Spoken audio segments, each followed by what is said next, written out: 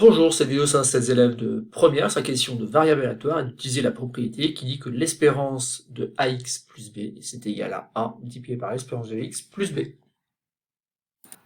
Dans l'énoncé d'exercice, donc, il y a un commerçant qui fait une promotion sur des appareils photo et des cartes mémoire. Une étude a permis d'établir que pour un client qui rentre dans le magasin, les événements A, il achète un appareil, et C, il achète une carte, sont tels que P de A est égal à 0,2, P de C est égal à 0,34 et P de A inter C est égal à 0,14. Le commerçant gagne 4 euros par carte et 30 euros par appareil. Il a dépensé 250 euros d'affichage. Premièrement, il faudra représenter la situation par un diagramme. Deuxièmement, on va noter X, la somme que lui rapporte chaque client durant cette semaine de promotion. Il faudra déterminer la loi de probabilité de X, puis calculer donc l'espérance de X. Et enfin, petit 3, B est la variable aléatoire indiquant le bénéfice du commerçant pour 225 clients. Quelle relation lie B et X? Quel bénéfice moyen peut-il espérer? Donc je vous conseille maintenant d'appuyer sur pause, d'essayer de répondre donc à ces concepts, et notamment celle qui demande de représenter la situation par un diagramme, parce qu'elle va vous permettre donc ensuite de bien déterminer la loi de probabilité de la variable aléatoire X.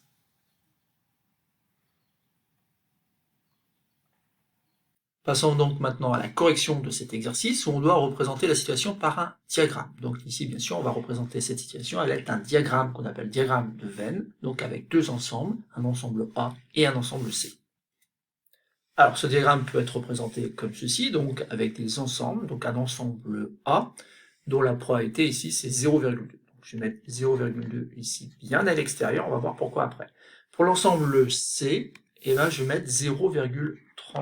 Maintenant, donc, on sait que la probabilité de l'événement A inter C, c'est 0,14. Donc, en fait, ici, je vais mettre 0,14 pour signaler, en fait, que la probabilité donc, de l'intersection des événements A et C, c'est bien 0,14. Et ce qu'il faut bien comprendre, c'est que P de A représente la probabilité qu'un client achète un appareil, mais pas forcément un appareil et rien qu'un appareil. Il peut très bien acheter donc un appareil et une carte mémoire. Et donc ça, c'est le 0,2.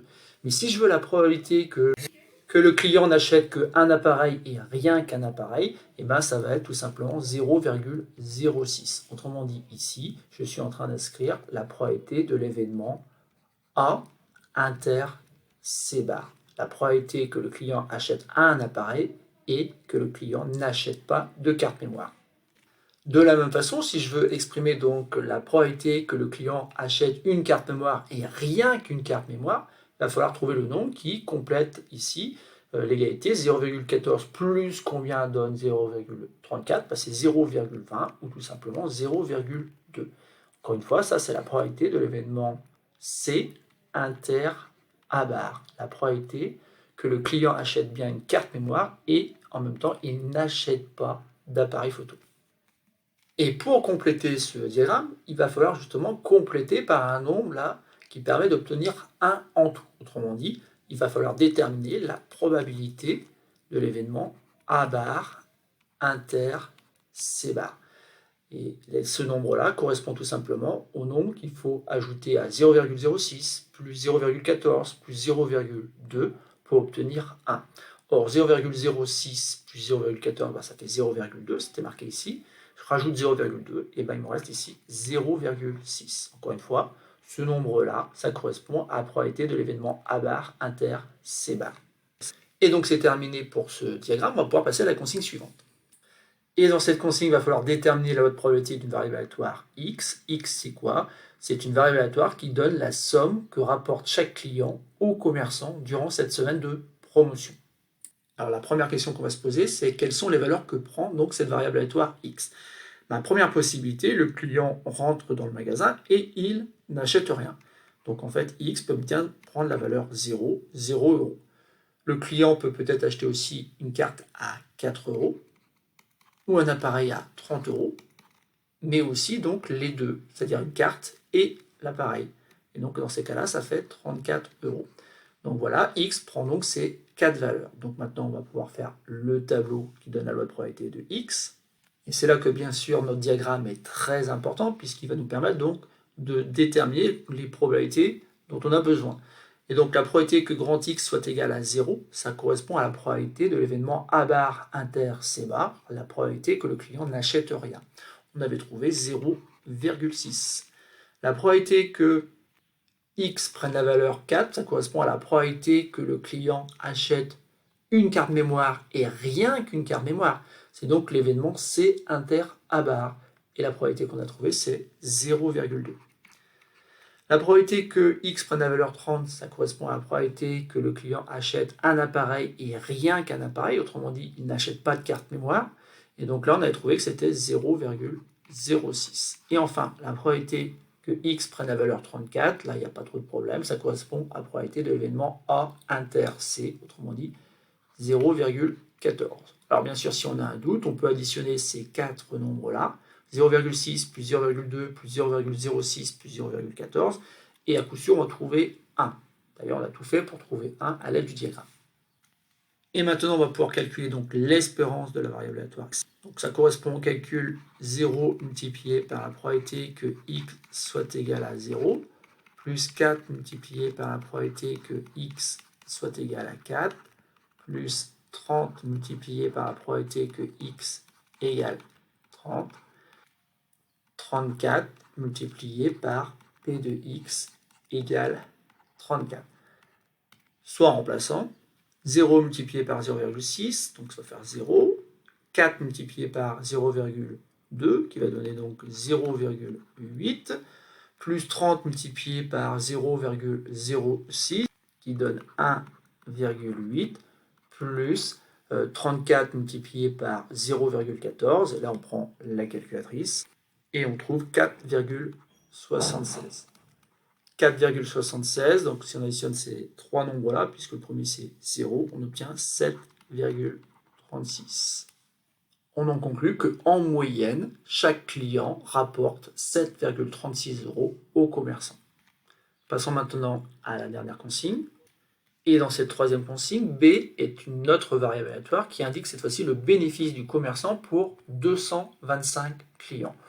Petit 1, on nous demande quelle relation lie B et X. Alors là, la réponse attendue est la suivante. Donc ici, comme c'est le bénéfice, on attend la réponse. Variable aléatoire B est égale donc à 225 multiplié par la variable aléatoire X qui donne en fait la somme que rapporte chaque client au commerçant, mais il faut retirer donc 250 € de frais d'affichage. Alors là, je mets une petite étoile car en fait, je reviendrai dessus tout à l'heure parce qu'en fait, il y a un petit problème dans cet énoncé. Et ensuite, donc, petit b, quel bénéfice moyen peut-il espérer? Et c'est là qu'on peut utiliser donc la propriété qui dit que l'espérance de la variable aléatoire b, ça correspond à l'espérance de 225 multiplié par x moins 250. Et là, on peut utiliser la propriété qui dit que c'est tout simplement 225 fois l'espérance de x moins le nombre 250. Et donc, en remplaçant maintenant, cela devient donc 225 multiplié par 7,36 moins 250. Et là, donc, on prend la calculatrice et on trouve 1406. 1406, c'est ce que peut espérer comme bénéfice donc le commerçant avec ses 225 clients. Et donc c'est terminé, donc ici on a répondu à la consigne qui était en fait quel bénéfice moyen peut espérer le commerçant. Et je vais revenir à mon petit problème à la question 3 petit 1.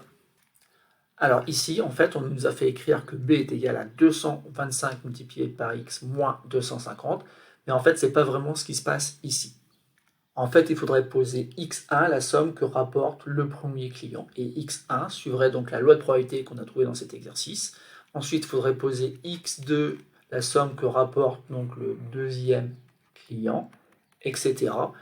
jusqu'à donc x indice 225, la somme que rapporte donc le dernier client, le 225e client.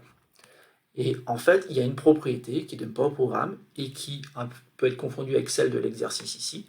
C'est la propriété qui dit que puisque les variables aléatoires x1, x2, x3 jusqu'à x225 suivent la même loi de probabilité, et bien le calcul de l'espérance donc de la variable aléatoire qui serait égale à la somme des variables aléatoires que j'ai construites précédemment, et bien on pourrait écrire tout simplement que c'est l'espérance de x1 plus etc. l'espérance de indice 225. Mais comme c'est 225 variables aléatoires suivent la même loi, en fait, on peut écrire 225 fois l'espérance de x1. Et on retombe sur nos pieds, à condition, bien sûr, de créer une variable aléatoire qui tient compte des 250 € d'affichage. Bon, voilà pour la petite remarque. Mais voilà, donc l'idée de l'exercice, c'était de passer par la propriété du cours, même si néanmoins, quand on regarde bien, c'est pas réellement ce qui se passe. On retombe sur nos pieds, parce qu'en fait, bien sûr, ça marche à condition d'utiliser une autre propriété que celle du cours.